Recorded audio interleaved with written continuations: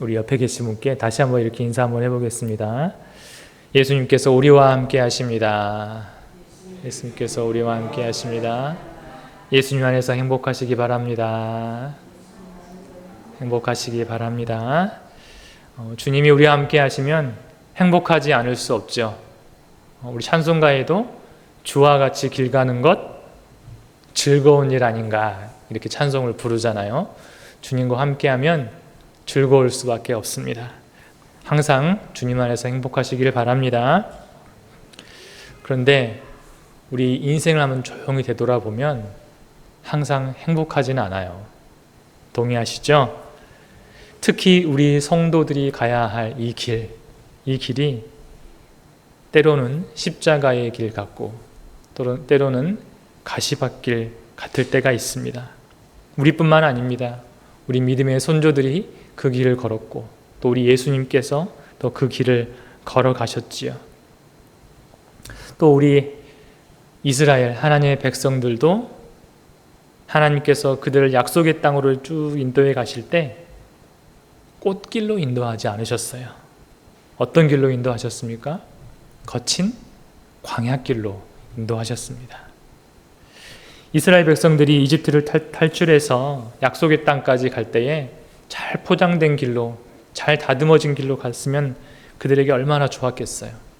그런데 하나님은 그런 길로 인도하지 않으시고 먹거리가 풍부하지도 않고 또 마실 것도 풍부하지 않고 또 길도 울퉁불퉁하고 꼬불꼬불한 길로 인도하신 거예요. 음식은 어떤 음식을 먹었습니까? 지금 우리 시대처럼 다양하고 맛있는 음식 먹지 않았어요. 하늘에서 내려온 순전한 떡, 만나, 이 만나를 먹고 몇 년을 살았죠? 40년을 살았습니다. 40년을 여러분 만나 먹고 살 수 있어요? 만나 안 드셔보셨잖아요. 만나를 성경에 묘사하기를 꿀 섞은 과자 같다라고 되어 있어요. 물론 맛있었겠죠. 그래서 어떤 목사님은 꿀꽈배기 같을 것이다 라고 했어요. 물론 처음 먹을 때는 맛있죠. 근데 40년 먹어보십시오. 40년 꿀꽈배기만 주면 여러분 버틸 수 있겠어요? 고기도 먹고 싶잖아요. 라면도 먹고 싶고 뷔페에 가서 여러 가지 음식 먹고 싶잖아요. 그래서 처음에는 이스라엘 백성들이 원망을 많이 했습니다. 그렇게 이 광야길을 40년을 보낸 후에야 비로소 이 백성들이 풍요로운 약속의 땅, 이 가나안 땅에 들어가게 된 것이죠. 이 출애굽의 과정이 무엇을 보여준다고 했습니까? 우리 인생길을 보여준다고 했죠. 이스라엘이 약속의 땅에 이르기까지 광야길을 걸었던 것처럼 우리에게 약속된 나라가 있어요.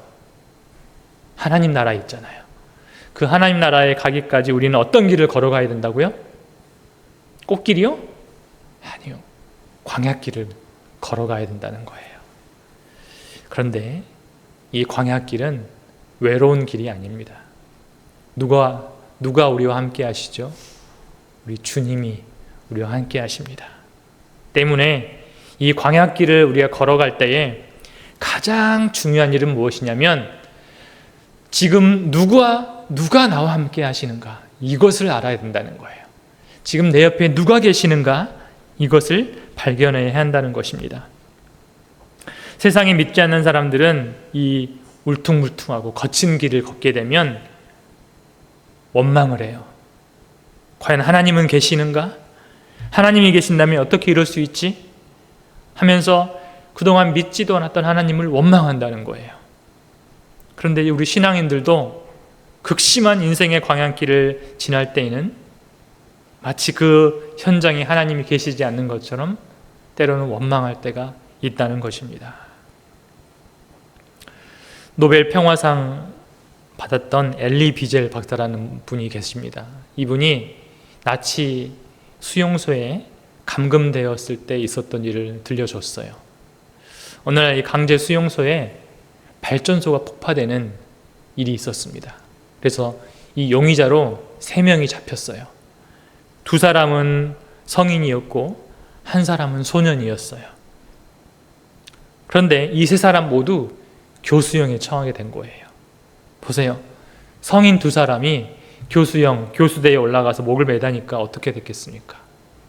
그 무게 때문에 금방 숨이 끊어지고 말았어요. 그런데 아까 소년이 있었다고 했잖아요. 근데 이 소년이 교수대에 매달렸는데 몸이 가볍잖아요. 또 얼마나 못 먹었겠어요. 얼마나 야유었겠어요. 그러니까 이 교수대에 매달린 채로 30분 동안 숨이 끊어지지 못하고 몸을 발버둥 치고 있는 거예요. 결국은 이 손이 어른들보다 더 큰 고통을 당하고 나서야 결국 숨이 끊어졌다고 합니다. 그때 이 광경을 지켜보던 유대인들이 외치는 거예요. 하나님 지금 어디 계십니까? 이러한 처참한 불행한 사건이 일어났는데도 하나님은 어디 계십니까?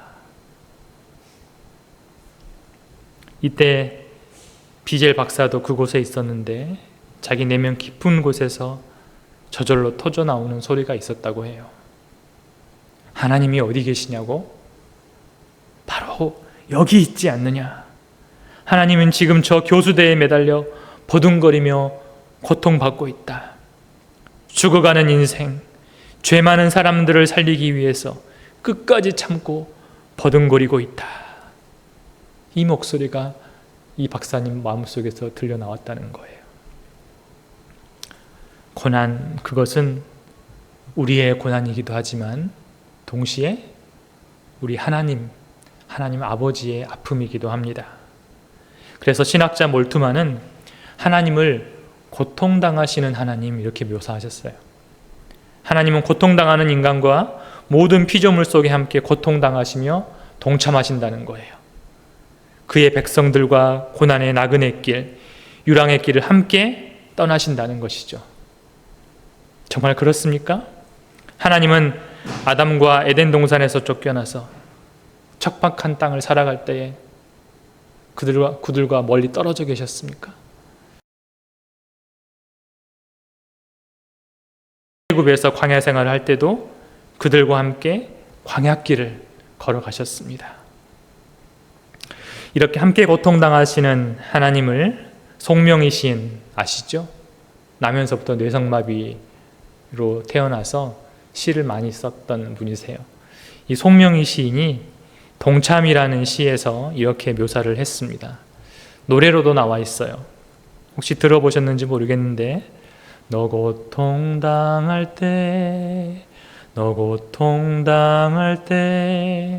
주님이 너와 함께 고통을 당하시고.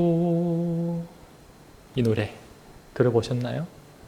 또 예수, 그 이름 예수, 이런 노래도 작곡하신 분이에요. 그분이 너 짐지고 갈 때 주님이 너의 짐을 가볍게 하시며 너 슬플 때 주님이 위로의 손길로 너와 동행하신다.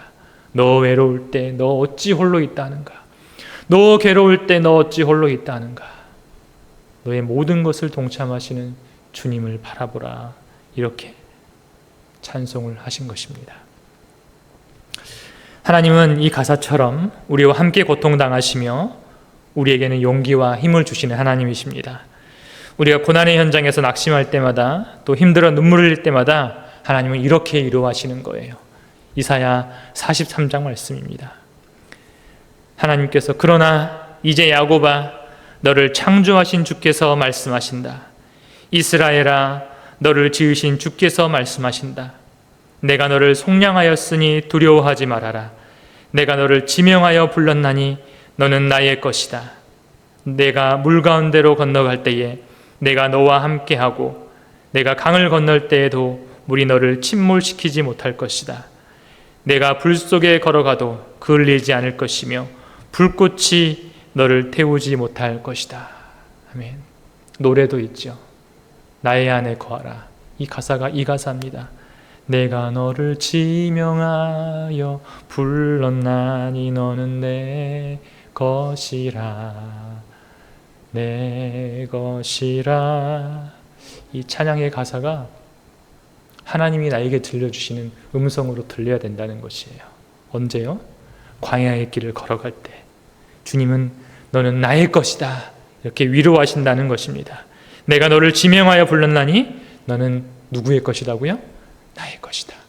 이런 영적 자존감이 있는 우리 순전한 교회 성도님 되시기를 소망합니다.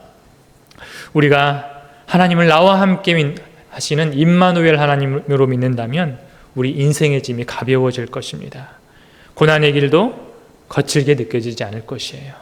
그러므로 우리 고난에 동참하시는 하나님을 믿으시기를 바랍니다. 우리 인생에는 또 다른 광야길이 있어요. 이 길은 자신만 아는 길이에요. 어떤 광야길이 있을까요? 이 길은 심적인 길이거든요. 내적인 길이에요. 이 길은 바로 우리의 마음을 가장 무겁게 만드는 죄책의 광야길입니다. 이 죄책의 광야길을 걸을 때 우리의 내적인 고통은 굉장히 심각합니다. 이 영혼을 파멸시킬 만큼 큰 고통이 우리 마음속에 찾아오는 거예요. 누구나 이런 영적 슬럼프를 겪습니다. 우리가 이런 신앙의 침체기에 빠지면 종종 이런 질문을 하게 되죠. 하나님이 정말 나의 죄를 용서하실까? 나는 너무나 많은 죄를 지었는데 지금 하나님께 나와서 도와달라고 하면 하나님이 나를 정말 도와주실까? 나를 버리지 않으셨을까? 이런 하나님과 단절된 느낌, 이런 느낌이 찾아온다는 거예요. 가장 강력한 인생의 흑암을 경험할 때가 바로 이 죄책의 광야길을 걸어갈 때입니다. 그런데 놀랍게도 이 광야길을 건널 때도 주님은 우리와 함께 계신다는 거예요. 이 길에는 깊은 흑암의 구름이 우리 인생에 덮치게 돼요. 그런데 내 눈에 보이지 않지만 주님은 그 순간에도 함께 하십니다.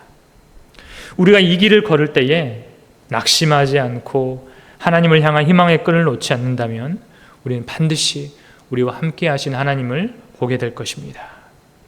이 길에는 굉장한 믿음과 소망이 필요해요. 여러분, 하나님과 단절된 느낌을 주는 길인데 얼마나 큰 믿음이 필요하겠습니까? 그때 우리가 기억해야 될 말씀이 있는 거예요. 말씀이 나의 믿음을 지탱해 줍니다. 어떤 말씀들이 있냐? 우리 대표적으로 이사야 55장 7절 말씀 함께 읽어볼까요? 악인은 그의 길을, 불의한 자는 그의 생각을 버리고 여호와께로 돌아오라. 그리하면 그가 긍휼히 여기시리라. 우리 하나님께로 돌아오라. 그가 너그럽게 용서하시리라. 아멘. 또 느헤미야 9장 17절도 있습니다. 시작. 주께서는 용서하시는 하나님이시라. 은혜로우시며 긍휼히 여기시며 더디 노하시며 인자가 풍부하심으로 그들을 버리지 아니하셨나이다. 아멘. 우리가 이 죄책의 광야길을 걸을 때 어떻게 걸어야 되냐? 내 감정을 따라가면 안 되고요.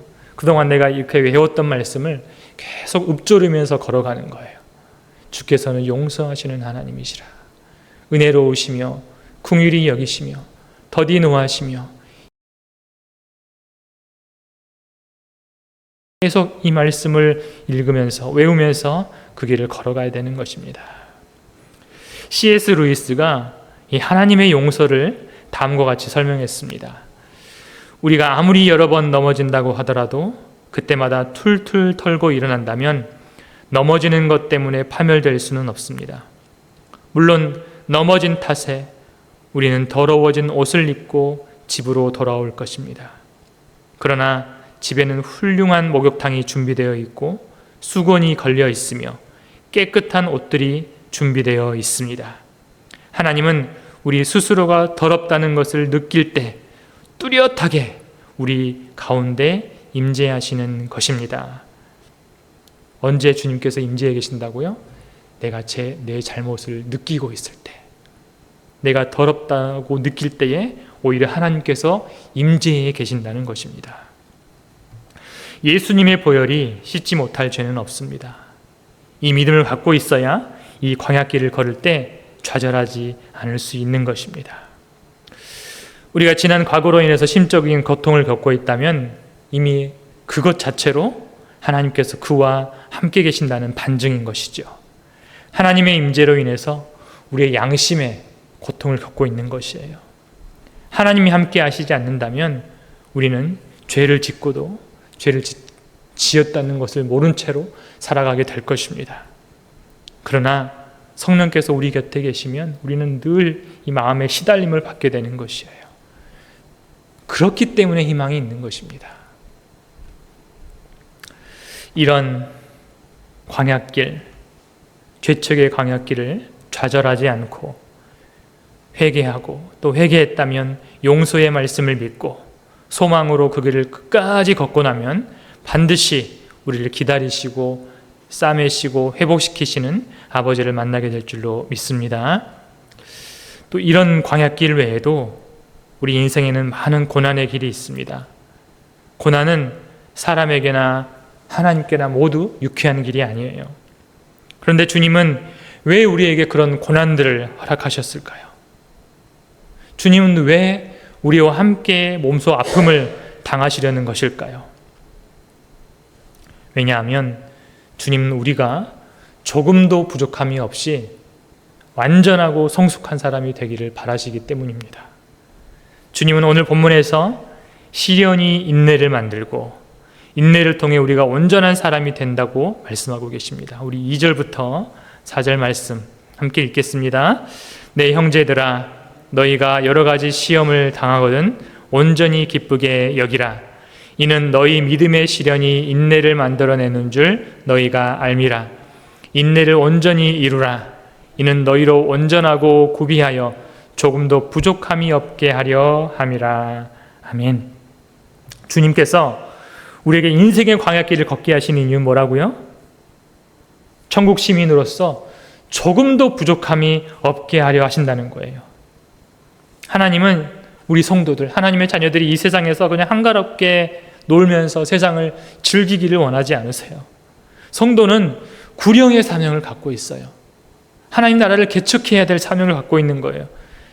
그래서 우리는 세상에 맞서서 싸워야 될 그런 의무가 있는 거예요. 그래서 우리는 강해져야 한다는 것입니다. 그러기 위해서 반드시 거쳐야 될 코스가 있는데 그 코스가 어떤 코스라고요? 바로 인생의 광야길이라는 거예요. 우리 믿음의 선배들이 걸어야 했던 이 광야 훈련길을 우리가 걸어가야 된다는 것입니다. 하나님께서 광야의 길로 인도하시는 이유는 우리의 옛사람의 모습을 다 감추게 하기 위해서예요. 지우게 하기 위해서입니다. 그리고 새 사람을 입고 위에 계신 하나님만을 바라보기를 원하시기 때문에 이 인생의 광야길을 걸어가게 하신다는 것입니다. 또 환경에 절대 흔들리지 않는 믿음을 주시기 위해서라는 것이죠. 그런 의미에서 광야는 성도를 강하게 하는 것입니다. 영혼의 훈련장이에요. 세례 요한이 성인이 돼서 어디서 살았습니까? 성인식을 치르고 광야에서 살았어요. 그러면서 그가 심령이 강해졌다라고 되어 있습니다. 또 우리 믿음의 선배들은 모두 다 광야의 삶을 살았던 분들이었어요. 광야의 삶을 살지 않았다면 위대한 선지자 있죠? 모세도 나오지 않았을 거예요. 또 광야의 삶이 없었다면 위대한 왕, 이 다윗도 나오지 않았을 거예요. 또 광야의 삶이 없었다면 욥은 자신과 동행하신 하나님을 눈으로, 몸으로 경험하지 못했을 것입니다. 이렇게 고난은 사람을 성숙시켜 갑니다. 사람을 온전하게 합니다. 그리고 온전한 하나님의 사명자로 거듭나게 한다는 것이에요. 이런 이야기가 있습니다. 어미소가 2마리의 송아지를 낳았다고 그래요. 송아지가 자라서 부리는 소들은 보통 어떻게 하지요? 코에 콧뚜레를 뚫지요. 콧뚜레를 뚫을 때가 됐어요. 첫째 송아지가 이제 주인에게 사정을 하는 거예요. 주인님, 저한테는 콧뚜레를 하지 말아주세요. 농부가 말해요. 콧뚜레를 하지 않으면 망아지가 될 텐데? 그랬더니 아닙니다, 주님. 두고 보십시오. 콧뚜레를 하지 않으니 이를 갑절로 자란다는 말을 제가 듣고 말겠습니다. 그래서 농부가 첫째 송아지는 콧뚜레를 하지 않고 둘째 송아지한테만 콧뚜레를 했어요. 그랬더니 첫째 송아지가 어떻게 됐겠어요? 콧뚜레 없이도 스스로 멍에를 막 쥐고 열심히 쟁기를 끌고 다니는 거예요. 그리고 콧뚜레를 한 둘째 송아지가 지쳐서 쉴 때는 더욱 막 힘을 내가지고 이 달구지를 끌고 가기도 했어요. 그러다가 송아지가 이제 어느덧 어른소가 됐어요. 그래서 첫째 송아지가 어떻게 됐을까요? 꾀가 늘기 시작한 거예요. 이를 피해서 달아나기도 하고 또 잡으러 오는 이농부를 뒷발로 차주기도 한 거예요.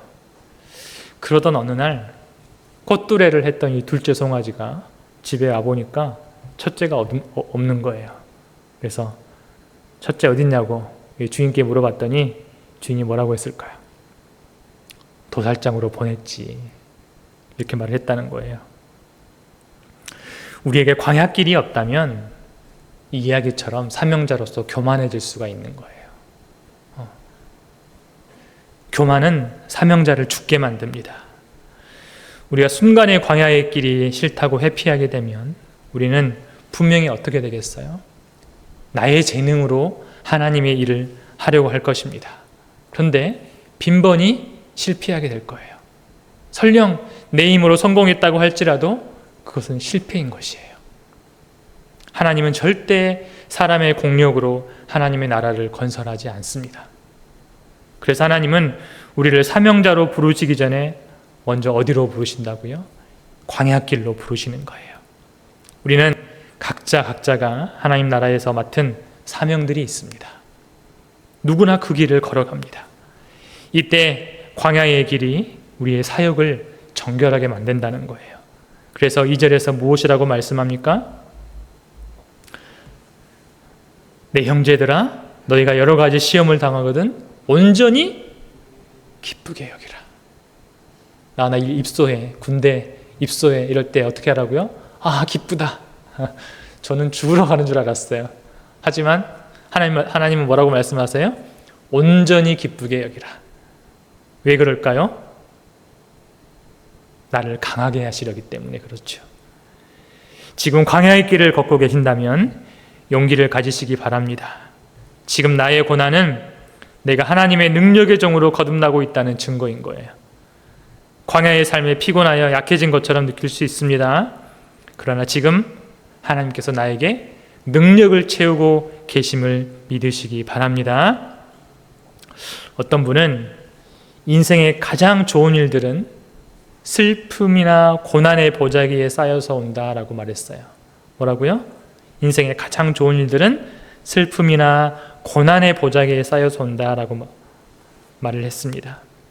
좋은 일만 오면 좋겠는데 좋은 일들이 반드시 슬픔과 고난의 보자기에 쌓여서 온다는 거예요. 그러므로 우리는 소망을 가져야 되는 것입니다. 헨리 위드 비처는 이렇게 말을 했어요. 우리는 날마다 두 개의 핸들을 잡고 살아간다. 하나는 두려움의 핸들이며 다른 하나는 믿음의 핸들이다. 한쪽으로는 믿고 한쪽으로는 두려워하면서 살아간다는 거예요. 신앙이란 고난을 통해서 장성해 가는 것이거든요. 역경을 통해서 성장해 가요. 그런데 이 고난의 길에 두 개의 핸들이 있다는 거예요. 하나는 믿음의 핸들이 있고 하나는 두려움의 핸들이 있다는 거예요. 그런데 이때 두려움의 핸들을 잡게 되면 어떻게 되겠어요? 우리는 뒤로 돌아가게 되겠지요. 무서워서. 그런데 믿음의 핸들을 잡으면 계속해서 앞으로 나아가게 된다는 것입니다. 우리는 시련 앞에서 인내로서 믿음을 유지하고 주어진 길을 가야 되는 것입니다. 그래야만 우리가 예수님의 형상까지 충분히 성장할 수가 있게 됩니다. 우리가 잘 알고 있지만 그럼에도 불구하고 때로는 전진할 수 없을 것만 같은 그런 갈등을 겪을 때가 찾아옵니다. 그럴 때 우리가 해야 될 기도가 있어요. 그것은 지혜를 달라는 기도입니다. 우리 5절 읽겠습니다. 너희 중에 누구든지 지혜가 부족하거든 모든 사람에게 후히 주시고 꾸짖지 아니하시는 하나님께 구하라. 그리하면 주시리라. 아멘. 우리가 인생길을 걸어갈 때에 우리 인생길에 이 광야길에 신선한 바람을 주는 것이 무엇이냐면 하나님의 지혜예요. 하나님은 이 지혜를 주고 싶어 해요. 오늘 말씀 보니까 그냥 주고 싶어 하는 게 아니라 후하게 주고 싶어 하신다는 거예요. 그런데 우리가 왜 못 얻는 것이죠? 기도하지 않기 때문에, 지혜를 달라고 구하지 않기 때문에 얻지 못한다는 거예요. 하나님이 꾸짖지 않습니다. 우리에게 지혜 달라고 하면 꾸짖지 않고 오히려 내가 생각하는 것 그 이상으로 지혜를 주실 것입니다. 그러면 날마다 지혜와 계시의 영을 달라고 기도하시기 바랍니다. 하나님께서 우리에게 지혜를 주시면 그동안 보이지 않던 길이 보이게 되고 또 돌파할 수 있는 능력을 얻게 되는 것이죠. 그래서 우리는 인생의 광야길을 걸을 때 아까 말씀에 나와 있는 것처럼 믿음과 인내와 또 무엇이요? 지혜.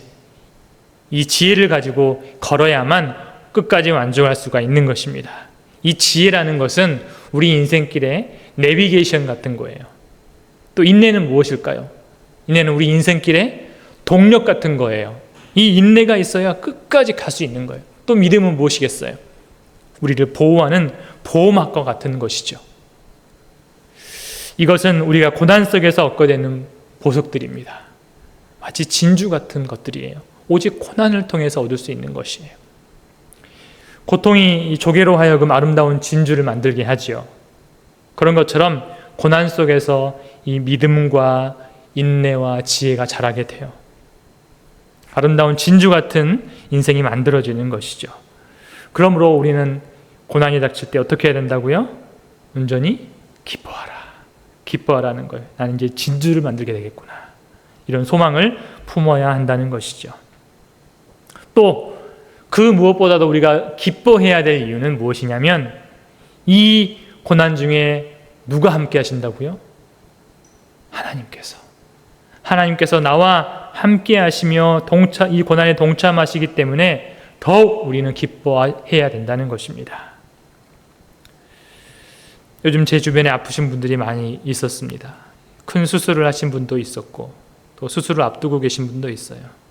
기도할 일이 많아서 참 감사한데, 바라기는 우리 이 모든 분들과 우리 성도님들이 우리 인생의 광야를 만났을 때에 무엇보다도 고난에 동참하시는 우리 하나님을 만나 뵙게 되기를 간절히 소망합니다. 하나님을 깊이 체험하게 되기를 소망해요. 그래서 제가 기도합니다. 수술하신 분을 놓고도 하나님 이 시간을 통해서 하나님을 깊이 경험하게 하여 주시옵소서.